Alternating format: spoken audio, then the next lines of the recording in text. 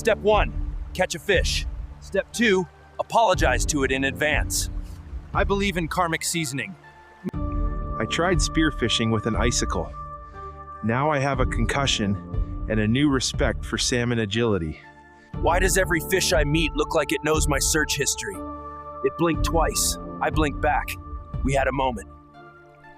I asked the squirrel how to cook it. He gave me a pine cone and said, "Trust the resin." What does that mean? Anyway, fire's illegal now because I accidentally summoned fog spirits. They're judging my seasoning technique. Tried to marinate the fish in Red Bull and regret. Now it's glowing. Not metaphorically. I think I invented a new species. I bit into it and saw the future. Spoiler alert.